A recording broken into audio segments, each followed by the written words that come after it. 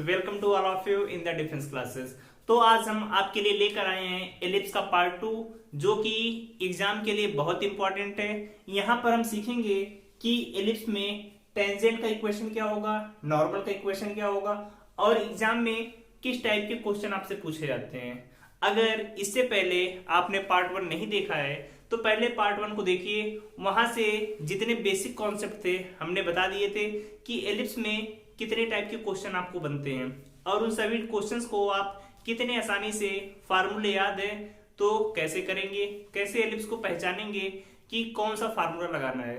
तो पहले आप पार्ट 1 को देखिए, फिर पार्ट 2 जो कि बहुत इंपॉर्टेंट है, आज इसके बारे में डिस्कस करते हैं। तो चलिए शुरू करते हैं। पहले किसी पॉइंट को चेक करेंगे कि पॉइंट एलिप्स के अंदर है या एलिप्स के बाहर है। जैसे हमें एलिप्स की इक्वेशन गिवन है x square by A square y square by b square equal to 1। ए हमें एलिप्स की इक्वेशन पता है। अब कोई पॉइंट है हमारे पास P जिसकी वैल्यू x1 y1। अब ये पॉइंट एलिप्स पर है, एलिप्स के बाहर है या एलिप्स के अंदर है, कैसे पता करेंगे? तो इस पॉइंट को पहले हम यहाँ पे रखेंगे। रखने पर कितनी वैल्यू आएगी? Plus y1 square by b square equal to 1। अगर इसकी वैल्यू पॉइंट रखने के बाद 1 की इक्वल आती है तब कहां पर होगा? ऑन एलिप्स, मतलब दीर्घवृत्त की जो सरकमफ्रेंस है वहीं पर ए पॉइंट होगा। अगर इस पॉइंट को रखने पर वैल्यू 1 से ग्रेटर आती है तब कहां पर होगा? आउटसाइड ऑफ एलिप्स, मतलब दीर्घवृत्त के बाहर होगा। अगर पॉइंट को रखने पर वैल्यू लेस देन 1 आ रही है, मतलब इनसाइड ऑफ एलिप्स, दीर्घवृत्त के अंदर होगा इस केस में। तो बहुत सिंपल है, पॉइंट को रखना है और चेक कर लेना है कि पॉइंट की लोकेशन क्या होगी, अंदर होगा कि बाहर होगा। अब बात करते हैं, इसे नोट करिएगा, फिर बात करेंगे tangent of ellipse. Tangent of ellipse जिसे हम हिंदी में कहते हैं दीर्घवृत्त की स्पर्श रेखा का समीकरण। आप हेडिंग लिख डालिएगा equation of tangent of ellipse. अब जैसे हमें कोई एलिप्स दिया हुआ है, एलिप्स का इक्वेशन क्या है? X square by A square. कोई पॉइंट हमारे पास x1 y1 है। इस पॉइंट से इस एलिप्स पर टेंजेंट खींची जाती है, तो उस टेंजेंट की इक्वेशन क्या होगी? बहुत सिंपल है, बस इस पॉइंट को यहां पर पुटअप कर दीजिए। पहले भी इस टाइप के क्वेश्चन हमने बताए थे आपको जब हमने पैराबोला बताया था। तो वहां पर करना क्या होता है, इसे दो पार्ट में ब्रेक किया, x1 by A square y1 by b square equal to 1। बस एक्स स्क्वायर को दो पार्ट में ब्रेक करके वैल्यू पुटअप कर दी, ए आ गया आपका टेंजेंट का इक्वेशन। कर लेंगे, इसी टाइप से क्वेश्चन आएंगे एग्जाम में। अब ये जो पॉइंट बता रहे हैं नीचे बहुत इंपॉर्टेंट है। जैसे आपसे पूछा जाए कोई लाइन है y equal to M X plus C, ये किसी एलिप्स को X square by A square इस एलिप्स को टच कर रही है। इसके लिए कंडीशन जो होती है याद रखे रहिएगा, कंडीशन होगी सी स्क्वायर बराबर A square M square plus B square. आपको सी भी पता रहेगा, ए बी भी पता रहेगा, और लाइन का एम जिसे यम क्या है आपकी ग्रेडियंट, प्रवणता जिसे बोलते हैं, ये भी आपको पता रहेगा। बस इक्वेशन में पुट करिए और बहुत सिंपली आंसर निकाल लीजिए कि आंसर कितना आ रहा है। तो ये तो हो गया आपका टेंजेंट। अब इसी तरीके से हम पढ़ेंगे नॉर्मल का इक्वेशन क्या होगा। किसी लाइन पर नॉर्मल का इक्वेशन कितना आएगा उसके बारे में। अब देखिए equation of normal in ellipse, Hindi में नॉर्मल को हम बोलते हैं अभिलंब का समीकरण। कि हमें अभिलंब का समीकरण कैसे निकालेंगे। तो यहां पर हमें पता क्या होगा कि एलिप्स का इक्वेशन क्या है, x square by A square. ये हमारे एलिप्स का इक्वेशन है। कोई पॉइंट हमें पता रहेगा x1 कॉमा y1। अब इस पॉइंट से तो बच्चों इसमें नॉर्मल का इक्वेशन कैसे आएगा, अब इसके बारे में बात करेंगे। पता क्या होगा आपको, हमें एलिप्स पता है, पॉइंट पता है। अब जो इक्वेशन ऑफ नॉर्मल होगा, याद रखिएगा हमेशा A square X minus X one by X one equal to B square.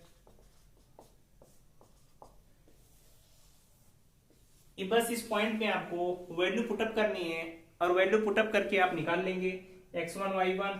कोई पॉइंट आपको गिवन होगा x1 y1 ए बी पता रहेगा, एक्स वाई के फॉर्म में नॉर्मल का इक्वेशन आ जाएगा। तो एग्जाम में बहुत एफिशिएंटली आपसे क्वेश्चन हो जाएंगे, कोई दिक्कत भी नहीं होगी। और फिर इन पर हम क्वेश्चन देखते हैं कैसे क्वेश्चन इस पर आएंगे एग्जाम में।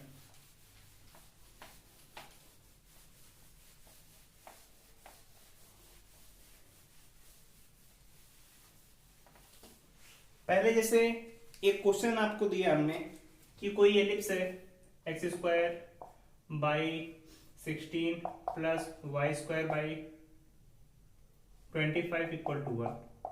कोई पॉइंट पी है हमारे पास 3,2।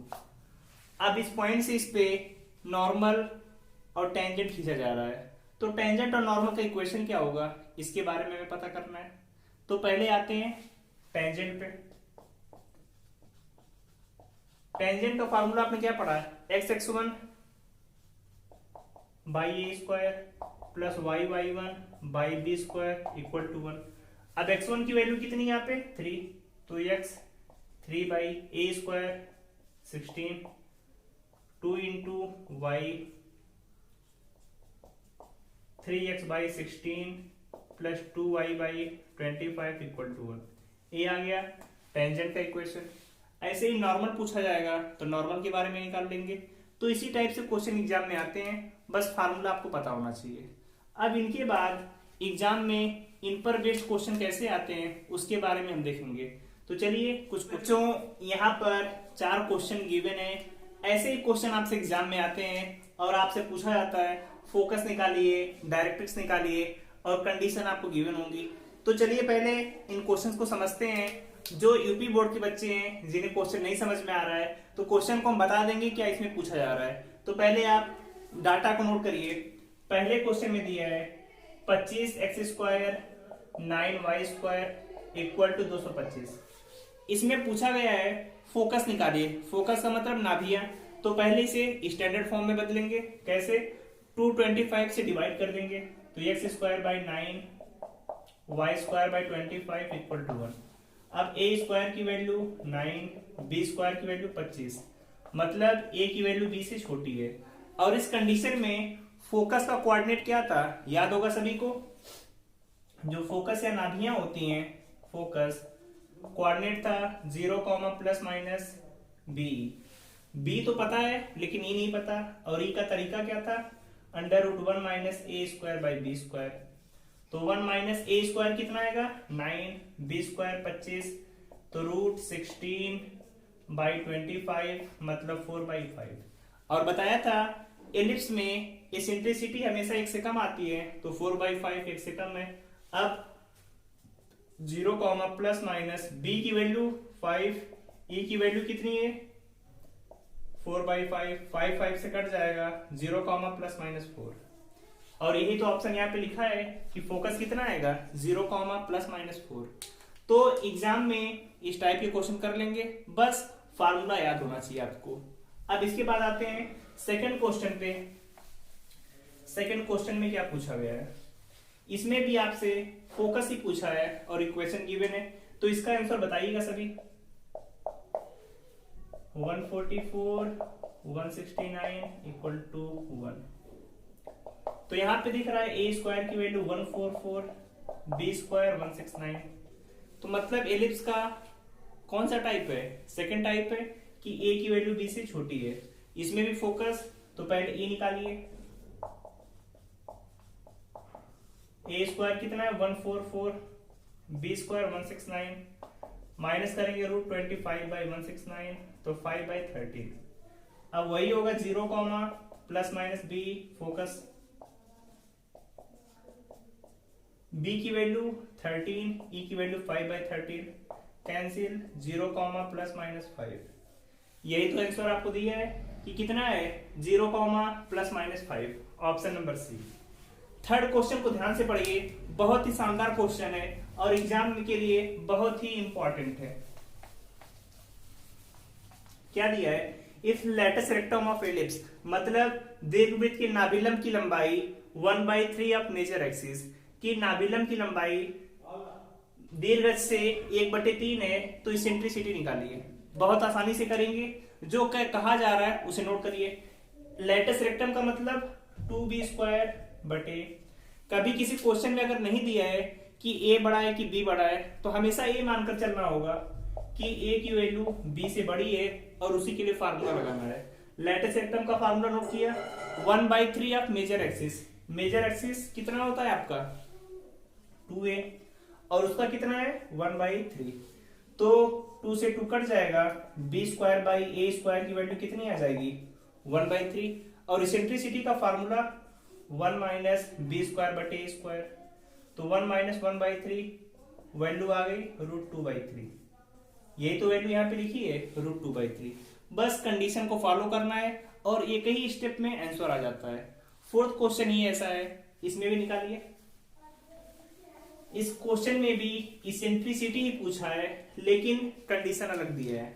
इसमें कंडीशन गिवन है कि लेटस रेक्टम की जो लंबाई है वो हाफ ऑफ माइनर एक्सिस, मतलब जो छोटा वाला अक्ष है उसका हाफ है। तो लेटस रेक्टम की लंबाई 2b²/a, हाफ है किसका माइनर एक्सिस का, मतलब 2b/2, तो b से b कट जाएगा, 2 से 2 कैंसिल हो गया आपका। अब कितना आएगा यहाँ पे 1, b से b कट जाएगा, b की वैल्यू आ गई a/2। अब इसेंट्रिसिटी का फार्मूला 1 माइनस b²/a² रखिए यहाँ पर। यहां से b² की वैल्यू कितनी आएगी a²/4, और a² है यहाँ पे, तो √3/4, जिसे लिख सकते हैं √3/2, जो कि ऑप्शन नंबर 4 है। तो ऐसे ही क्वेश्चन एग्जाम में आएंगे, बस करना क्या है, डाटा को नोट करिए, फार्मूला याद रखे रहिए, हर एक क्वेश्चन हो जाएगा। अब और भी कुछ क्वेश्चन आपको देते हैं जिनकी वैल्यू निकाल कर बताइए आप। जैसे एक क्वेश्चन हमने दे दिया आपको कि कोई एलिप्स है x²/169 plus y²/144 equal to 1। अब कोई पॉइंट है 10,15। अब ये पॉइंट एलिप्स के अंदर है कि बाहर है पता करिए। तो क्या करेंगे, इस पॉइंट को यहाँ पे रखेंगे, रखकर चेक करिए 10²/169, 15²/144, 10² 100/169, यहाँ पे 225 144। अब 144 से 225 में डिवाइड करेंगे तो 1 से बड़ा ही आएगा, और उसमें कुछ ऐड है, मतलब ये जो वैल्यू आने वाली है इसकी वैल्यू 1 से बड़ी आएगी, और 1 से वैल्यू कभी बड़ी आए तो पॉइंट कहां पर होगा, हमेशा बाहर की तरफ होता है। तो जो पॉइंट P होगा ये कहां पर होगा, आउटसाइड ऑफ एलिप्स। चेक कर लेंगे एग्जाम में, बस पॉइंट को रखना है, वैल्यू जो आए रख दीजिए, आंसर आ जाएगा।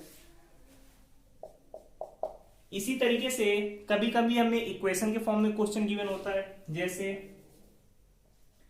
3x² plus 4y² equal to 12 दिया आपको। अब इसमें पूछ लिया आपसे कि फोकस क्या होगा, डायरेक्ट्रिक्स क्या होगी। तो पहले इस टाइप के क्वेश्चन को हमें 12 से डिवाइड करके स्टैंडर्ड फॉर्म में बदलना होगा। जैसे स्टैंडर्ड फॉर्म में कितना आएगा, x²/4 y²/3 इक्वल टू 1। अब इसमें जो भी पूछेगा a² की वैल्यू 4, b² की वैल्यू 3, a² की वैल्यू b² से बड़ी है। अब इसमें जो भी पूछ ले आपसे, जैसे फोकस पूछ ले, फोकस निकाल लेंगे। आपसे वर्टेक्स पूछे तो वर्टेक्स कितना आएगा, +-a, 0, मतलब +-2, 0। a की वैल्यू कितनी आएगी फोकस कितना आ जाएगा, तो फोकस के लिए ई निकालना पड़ेगा और ई का फार्मूला 1 माइनस बी स्क्वायर बटे ए स्क्वायर, तो 1 माइनस 3/4 मतलब 1/2 आ जाएगा। तो रख के यहाँ पे निकाल लेंगे ए की वैल्यू 2 1/2 0, तो मतलब प्लस माइनस 1 0। तो इस तरीके से एग्जाम में कोई भी क्वेश्चन आएगा एलिप्स पर तो आपसे गलती नहीं होगी, बहुत सिंपली क्वेश्चन कर लेंगे। और एयरफोर्स में, नेवी में इससे टफ क्वेश्चन आते भी नहीं है, सिंपली फार्मूले पर बेस्ड क्वेश्चन पूछ लेगा, आपको करना होगा। और एक पॉइंट इसमें कभी कभी पूछा जाता है कि ऑर्थोगोनल एलिप्स क्या होता है, कि हिंदी में जिसे हम बोलते हैं समकोणीय अतिपरवलय, उसे कैसे निकालेंगे, तो उसे भी नोट करके लिख लीजिए। जिसे हम बोलते हैं ऑर्थोगोनल एलिप्स, हिंदी में समकोणीय अतिपरवलय, समकोणीय पर दीर्घवृत्त। तो एलिप्स का equation x² + y² / b² = 1। But कभी ऐसा कोई एलिप्स हो जहां पर a और b की वैल्यू बराबर हो, क्या बराबर हो, a और b की वैल्यू, मतलब इक्वेशन इस फॉर्म में गिवन हो x² / a² / a² = 1, x² + y² = a²। तो इस एलिप्स को हम बोलते हैं ऑर्थोगोनल एलिप्स। a और b की वैल्यू बराबर होगी तो आंसर आप निकाल लेंगे। ऐसे क्वेश्चन एग्जाम में पूछ लिया जाता है कि समकोणीय अतिपरवलय क्या होगा, तो याद रखिएगा a = b, कर लेंगे। ए पॉइंट एग्जाम के लिए बहुत इंपॉर्टेंट है, तो इतने कॉन्सेप्ट अगर आपको पता है तो एग्जाम में क्वेश्चन आप कर लेंगे। अब इन कॉन्सेप्ट को पढ़िए, क्वेश्चन की प्रैक्टिस करिए, कोई डाउट्स आए कमेंट सेक्शन में भेजते रहिए, आपको जल्दी से जल्दी सोल्यूशन उसका मिलता रहेगा। तो आप सभी से मिलते हैं अगले लेक्चर में, जहां पर हम सीखेंगे हाइपरबोला के बारे में। फिर जाके आपका ये जो टॉपिक था कोऑर्डिनेट ज्योमेट्री खत्म हो जाएगा, जिससे एग्जाम में 7 to 8 मार्क्स के क्वेश्चन आते हैं। अब इतना नोट करिए, कोई डाउट से तो पूछते रहिए। मिलते हैं आप सभी से नेक्स्ट लेक्चर में, और चैनल को लाइक शेयर सब्सक्राइब करते रहिए। Bye bye.